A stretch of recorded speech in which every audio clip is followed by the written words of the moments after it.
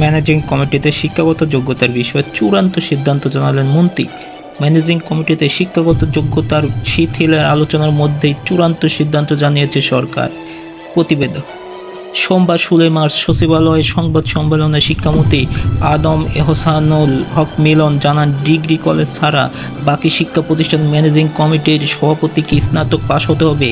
এর আগে গত 13 মার্চ চাঁদপুরের কচুয়ায় জাতীয় শিক্ষা সপ্তাহ উপলক্ষে বিভিন্ন প্রতিযোগিতায় বিজয়ীদের মাঝে পুরস্কার ও প্রতিবন্ধী মানুষের মধ্যে হুইল চেয়ারের বিতরণ শেষে উপস্থিত সাংবাদিকদের প্রশ্নের জবাবে শিক্ষামন্ত্রী বলেছিলেন, ম্যানেজিং কমিটিতে শিক্ষাগত যোগ্যতা শিথিল করার প্রশ্নই ওঠে না।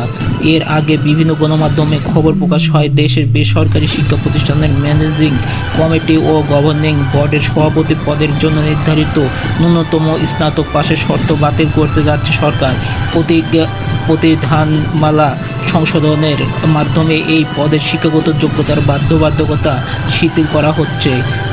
10 মার্চ বেসরকারি শিক্ষা প্রতিষ্ঠানের গভর্নিং বডি ও ম্যানেজিং কমিটি বিধানমালা 2024 সংক্রান্ত পর্যালোচনায় সভায় সিদ্ধান্ত নেওয়া হয় বলে জানা যায়। এই খবর প্রকাশ্যে আসার পর দেশব্যাপী ব্যাপক সমালোচনা শুরু হয়।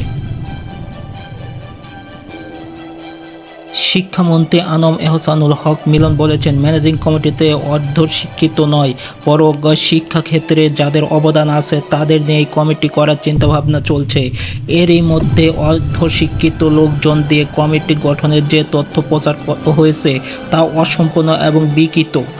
শুক্রবার 13 মার্চ বিকেলে চাঁদপুরের কচুয়ায় জাতীয় শিক্ষা সপ্তাহ উপলক্ষে বিভিন্ন প্রতিযোগিতায় বিজয়ীদের মাঝে পুরস্কার ও প্রতিবন্ধী মানুষের মধ্যে হুইল চেয়ার বিতরণ শেষে উপস্থিত সাংবাদিকদের প্রশ্নের জবাবে এসব কথা বলেন শিক্ষামন্ত্রী। শিক্ষামন্ত্রী বলেন, সারা দেশের আগে কচুয়াকে শিক্ষার রোল মডেল করতে চাই।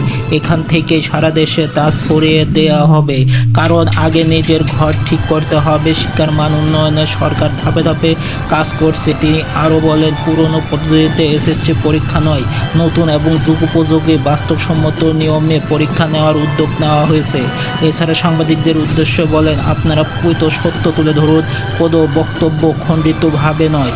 তাছাড়া আগামী দিনে পরীক্ষার হলে শিক্ষার্থী, ইনভিজিলেটর এবং যারা পর্যবেক্ষক হবেন তাদের একটা নিয়মের মধ্যে নিয়ে আসা হবে বলেও জানান তিনি।